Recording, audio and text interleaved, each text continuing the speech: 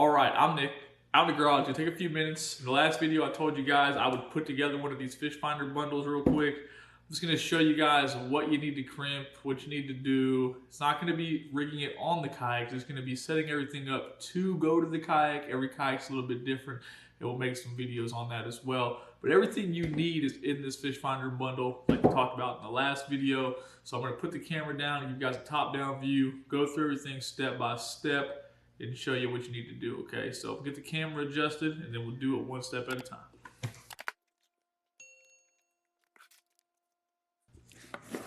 All right, this should be a pretty good view of everything. This is everything that comes in the kit. You're gonna get a bag full of goodies and then 2 unopened boxes of stuff. You're gonna open this up first. You're gonna do everything step by step, okay? We're just gonna set everything to the side, make some piles. We'll start off with these 2 items first, just because it's quick and easy. Cut that open. This is your ram ball, 1-inch ram ball with the track bolt on there. Just gonna take this, simply pinch this apart, put it on there like this. We'll put this in our garbage pile just so it's out of the way. Next thing we'll do is we will cut open this.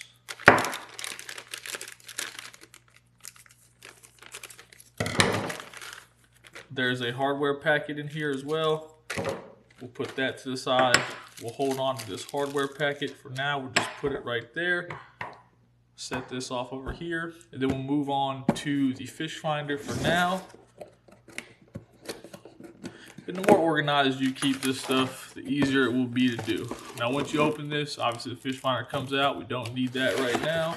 We'll just keep tossing stuff over into our little garbage pile. We're gonna hold off on this for now. That'll go over there. We're gonna open this up. Now we already unpackaged this in the last video, so this would be wrapped on the transducer. Okay, we had a little bit of interruption there for a second, but no big deal. So I took a step back.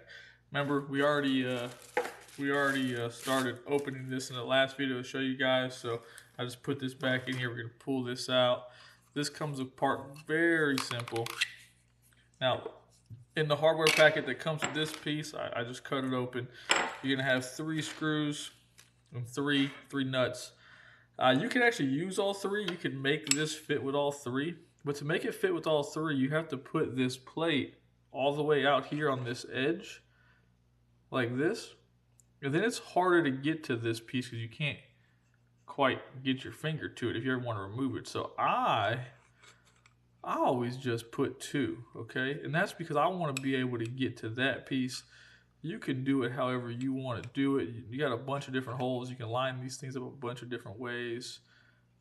It's all personal preference, but I like to be able to get to that lip. And this fish finder is not heavy, so you don't necessarily need all 3 of those screws.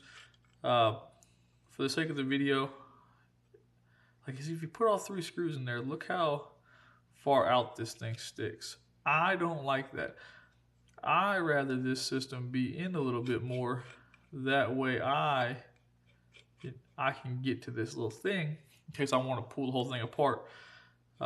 That's all personal preference, okay? It isn't going to make a difference. For the video, I'll line up all 3 so you guys can do it how you know, with what we'll call the proper way, okay?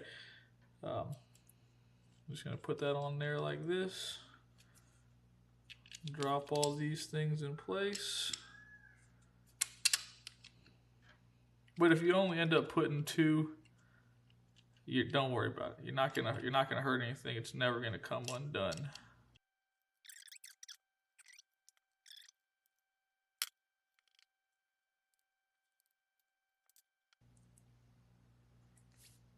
All right, after you take your time and you get all that stuff tightened down, you see that lip I'm talking about.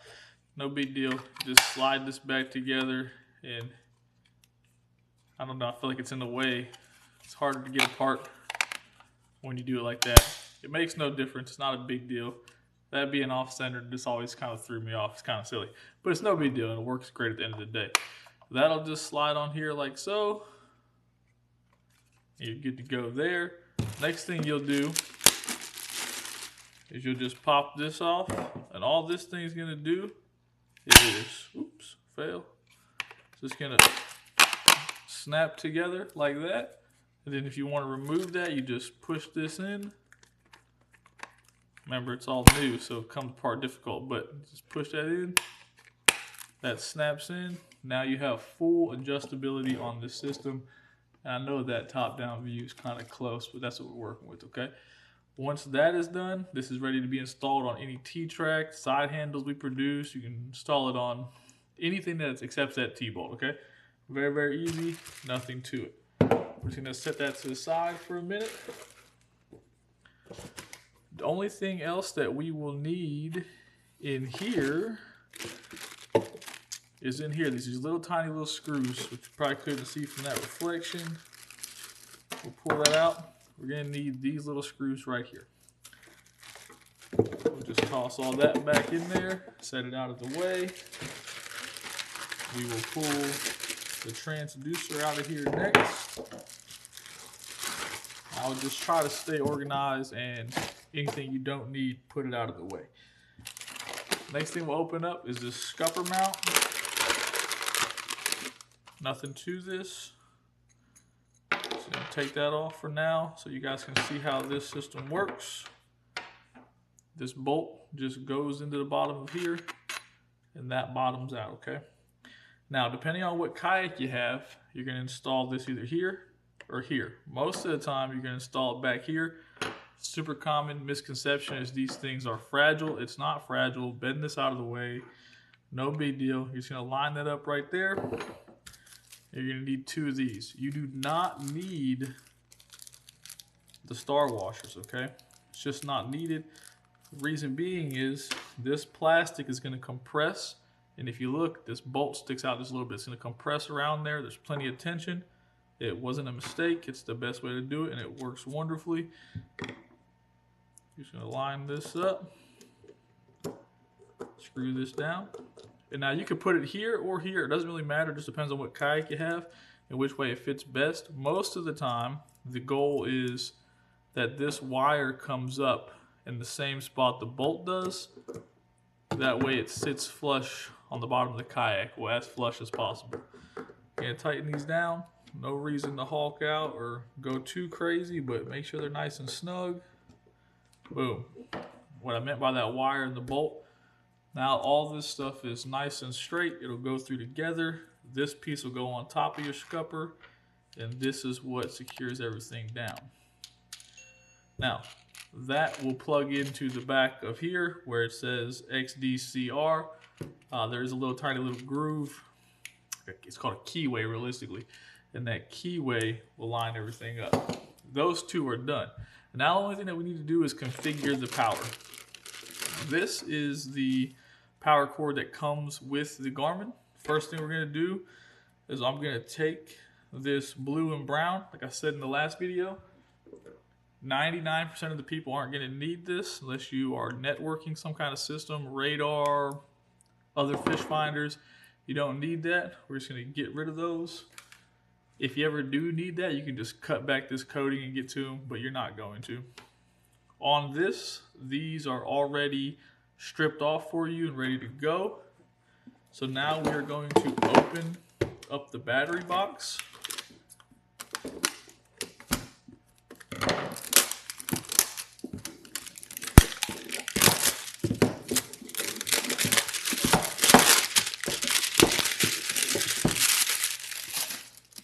All right, inside this battery box, you're gonna have some information, which that's not relevant to us. We don't need that. You might, I'm not looking at it.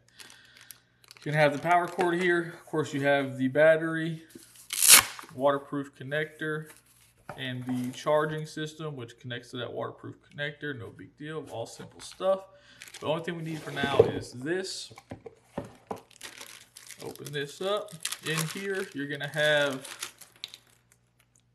heat shrink and 2 butt connectors. Now, this is a great kit. It works really well. If you're going to use this kit, all you're going to do is take this heat shrink. You're going to put this on there first.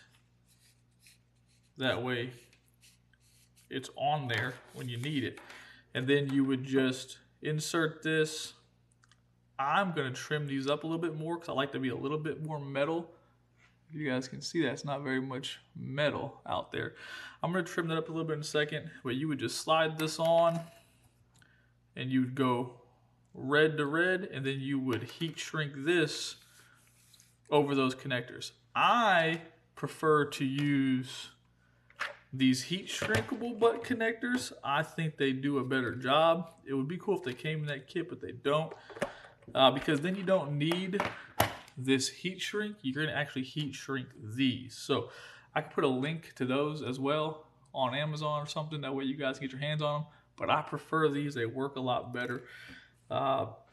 We will need a pair of wire crimps. You could also use a pair of dikes or diagonal cutters to crimp it, but you gotta be gentle with that. Like I said before, I'm not really a big fan of that little thing there, and those wire cutters are too big for this wire. So I'm just gonna use an X-Acto knife. You can use your pocket knife, whatever you got. I'm just gonna strip back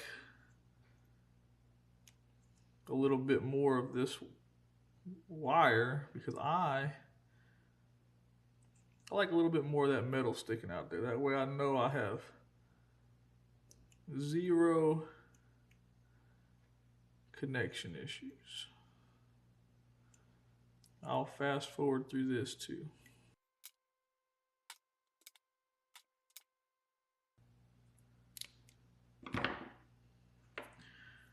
Okay, so once that's done, everything is ready to go.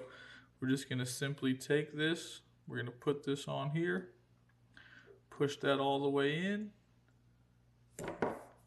We're gonna take our crimping tool. Now you can use anything you wanna use, regular pliers will work too. Just no need to push too hard.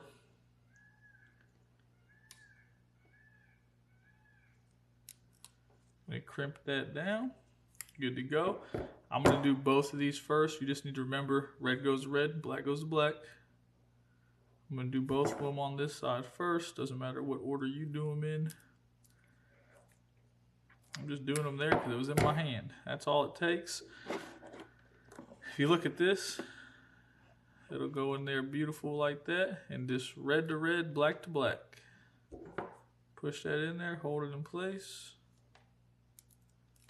Give it a little crimp. Now you can always test on it, give it a little wiggle. You don't gotta pull on it hard because you will win. If you pull too hard, you'll pull it out of there. Black to black.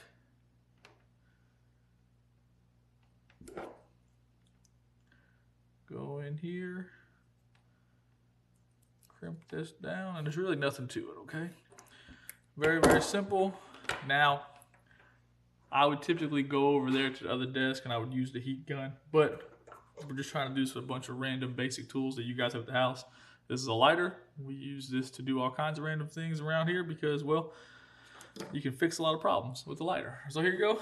Now, you want to put this up here. You want to get into the very bottom blue of the flame. We'll do one at a time.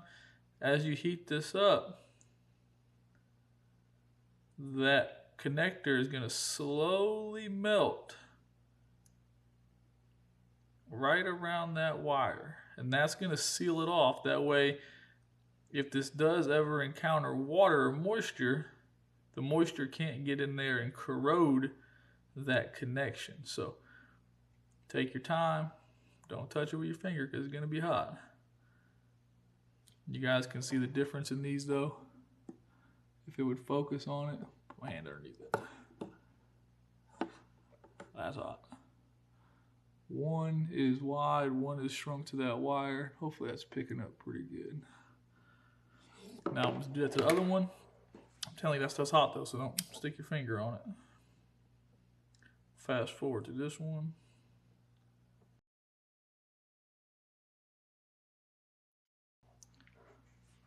Okay, so that's done. Now we're gonna let that thing cool off. I usually like to set it like that so it's not touching anything. Let it all cool down. In the meantime, we'll just go over this stuff real quick again.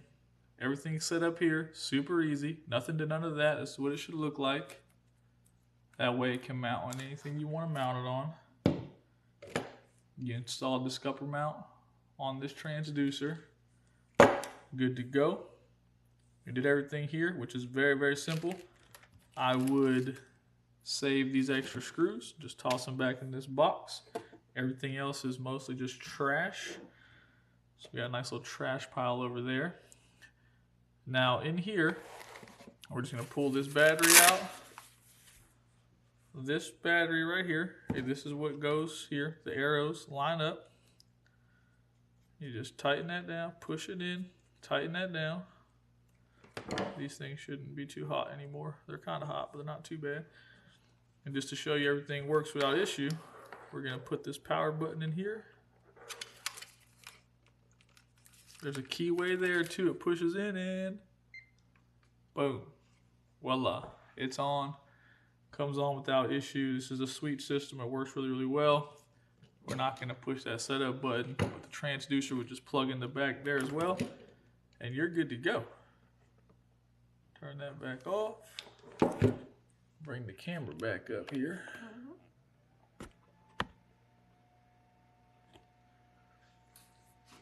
All right, so it's not a difficult process. It's very, very easy. You can do it with a handful of random tools that you probably have. Try to take my time and go slow about it. I did mention a few random things that aren't big deals, okay? It's very, very simple. You don't need to make this complicated. Don't stress about it. If you do not have the heat shrink butt connectors, that's not a big deal. The ones from Nock will work just fine. I've just been doing it for a long time. I always have those on hand. I prefer to use those because it works really, really, really well, okay? If you guys have any questions or anything, leave a comment below or shoot me an email at nick@navarrekayakfishing.com. Thanks for watching.